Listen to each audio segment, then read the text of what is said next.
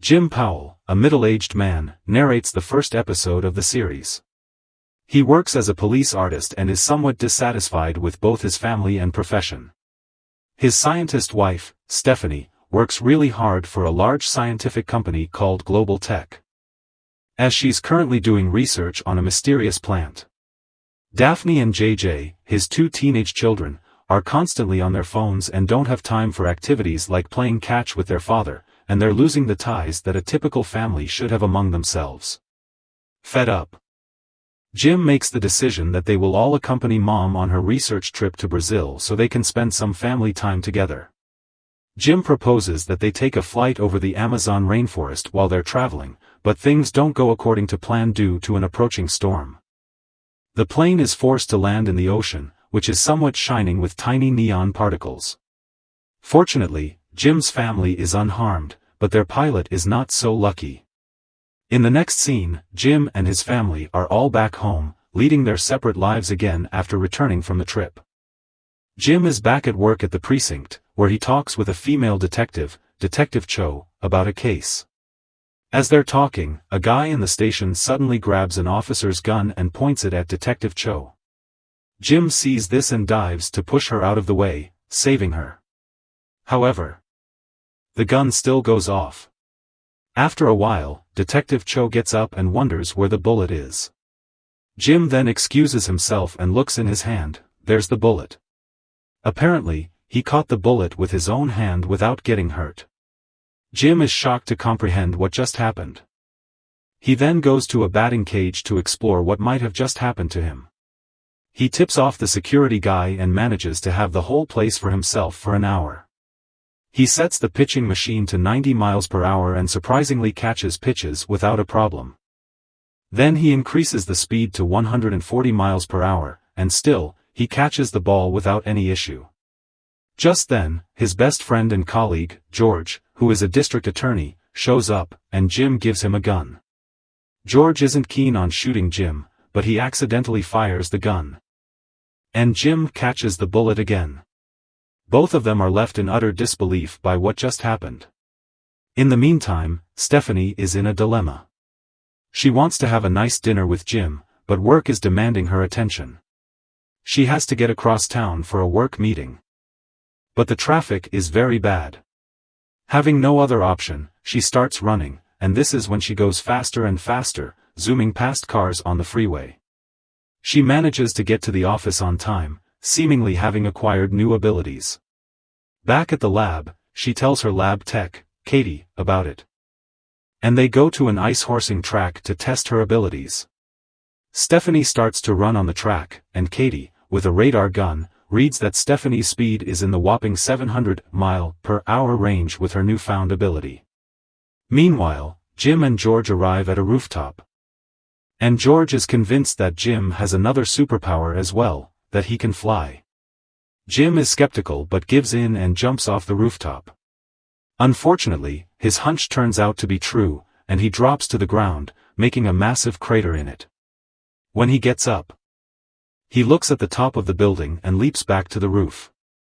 This makes Jim realize that although he cannot fly, he can leap like a crazy superhero. As the two men return to their car, their police scanner crackles. It turns out that a guy who's been robbing jewelry stores is being pursued downtown. Jim starts to leap in that direction and ends up catching the guy in an alley. But before he can subdue him, the bad guy's partner suddenly shoots him in the back of the head. Jim pulls the bullet out of his head, but he is bleeding before falling unconscious. He calls George for help. The following morning, Jim wakes up in bed to find George and Stephanie in front of him. Stephanie asks him what the matter is, and Jim finally tells her what's going on. Shocked, she also tells her husband that she's acquired superhuman powers. Meanwhile, their daughter Daphne is having boyfriend trouble at school. The class flirt, Sarah, is hitting on him, and worried, Daphne talks to her friend Lindsay about it. Later, as Daphne plays in her basketball game, she starts to hear everyone's thoughts, which freaks her out. So she calls her parents to pick her up from school. Daphne then tells her mom about her being able to read people's minds. This makes Stephanie realize that even her daughter has gained some kind of ability. Cut to the next scene, the Powells call for a family meeting. They learn that everyone has some kind of power, except for poor JJ. The next day, however, while JJ is taking a math test, things start to glow on the board, and the answers for the test appear right in front of him. He smiles and quickly writes everything down. Elsewhere, Daphne meets her boyfriend, and as they kiss, she can read his thoughts. She sadly learns that he's sleeping with her best friend, Lindsay. She rushes out, leaving him unsure how she knew that he was cheating on her. At work, Jim draws a picture of the jewel thief based on the fight with him in the alley. He then runs the picture through facial recognition and manages to get an ID. Based on his information, Detective Cho and her associate prepare to track down the thief. Before they leave the precinct, they tell Jim to stay behind since he's just an artist and not a crime fighter. When the detectives show up at the thief's apartment, a shootout ensues, and Detective Cho ends up in the trunk of his car. Just when the thief is about to drive off, Jim arrives there. They start to fight. But this time the jewel thief is ready for him. Jim strikes at him, but the thief surprisingly vanishes and reappears in the back. The thief then tells Jim that he's not the only one who's got superpowers. They continue fighting with Jim never being able to land a clean punch on the bad guy. This is until the thief ends up behind Jim with a gun pointed at his neck. Suddenly, a shot rings out, thankfully from Detective Cho. It turns out that she managed to get out of the trunk and shoot the bad guy. It's revealed that she didn't see Jim's superpower, so she tells him to leave before Internal Affairs starts asking questions. Afterward, the scene shifts to a morgue, where a mysterious man, who surprisingly turns out to be Stephanie's boss from Global Tech, tells his associate, Morgan, that they should kill the person behind the thief's death. The following day, Jim continues to try to fight crime by leaping to a bank robbery. He ends up in an alley with the robbers driving a van straight for him. He then decides to stop the van but gets run over instead. Meanwhile, Stephanie and her lab assistant, Katie, work on getting a water sample from the Amazon River, where the plane crash happened. Stephanie thinks that the water has something to do with her and her family's superpower. Once back at home, Stephanie starts doing house chores at super speed. She then believes she has time for everything. Meanwhile, her son JJ starts doing better on his tests because just like his family, he now has a super brain power. One day in the library, Daphne hears her brother learning complex trigonometry theories. She is surprised to see him there, as he was never into studies.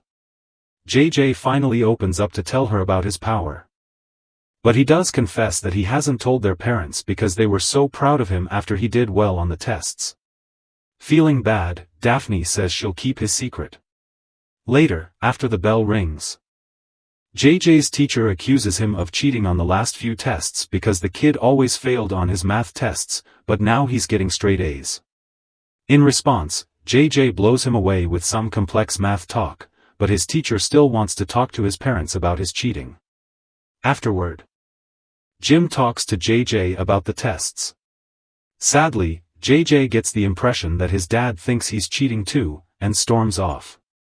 The following day, Morgan, the man from the morgue who was friends with the now-dead thief, comes into the police station and talks to Detective Cho. He asks her if she noticed anything weird or unusual about the bank robber she shot last week. The detective notices something is off with the guy, so she says she didn't notice anything weird. In the meantime, George is doing some police work with a sketch that Jim had drawn of the bank robbers. He then goes to a bank he believes the thief will target next. While George is showing the sketch to some guards, the bank robbers show up with their guns. George hides away and calls Jim. Although he manages to let his friend know about the robbery, he is caught by the robbers and shoved into their van. Thankfully, Jim arrives at the scene in the nick of time. Initially, he gets run over but then regains his composure, grabs the van, and throws it over. Jim then helps George out of the van just as Detective Cho shows up to pursue the robbers. She is still clueless about his power. Cut to the next scene, Stephanie and Katie study the water they managed to retrieve from the Amazon. Much to their surprise, They realize there's nothing special about it, leading them to wonder what could actually be the source of their powers. Meanwhile, Detective Cho comes home to her apartment, and Morgan is there waiting for her. It turns out he has telekinesis and uses it to choke her. He asks her who else knows that the bank robber she shot last week had powers. Cho says she doesn't know anything about it. Morgan lets her fall to the floor but forces her to point her own gun towards her. Cho starts to freak out, and as Morgan gets out of the apartment, a gunshot is heard, supposedly killing the detective. He then calls Stephanie's boss at Global Tech, telling him that everything is taken care of. Cut to the next scene, the Powells attend a friend's wedding. However, a bunch of robbers crash the wedding, asking everyone to put their jewelry in a box. The thieves also take Stephanie's wedding ring, but the Powells decide not to use their superpower to get back at the robbers, realizing that they would be risking their lives. The next day, Stephanie manages to get the funding for her research at Global Tech. But her boss tells her that as part of the funding, they need to test her blood sample for insurance purposes. The company already has her sample as it was taken some time ago for a similar project. Realizing that her boss and the others would find out about her superpower once the blood is tested, Stephanie comes up with a plan to switch her blood sample with Katie's. In the next scene, Daphne and her dad, Jim, talk about how things are going. Just then, he gets a call from George about another wedding that is likely to be robbed. Therefore, Jim lies to her that he has some emergency work at the precinct. However, since Daphne can read minds, she learns about his lies. That night, Stephanie and Katie are at Global Tech to switch some of Stephanie's blood samples. Katie has the route mapped, and Stephanie just has to break in without slowing down, or the cameras will see her. Additionally, she has to swipe a key card at one point. She manages to do that and get past the guards without being noticed. She then successfully swipes the blood samples. In the meantime, George and Jim are at the wedding. Just then, the robbers show up, and Jim tries to subdue them. During this time, he gets shot. But the bullets don't work on him. The robbers believe Jim to be a cop wearing a bulletproof vest, so they try to escape, but not before he punches one of them unconscious. The robbers and Jim all rush out past Daphne, who is at the venue to see what her dad is up to. Apparently, her dad is trying to fight criminals all by himself.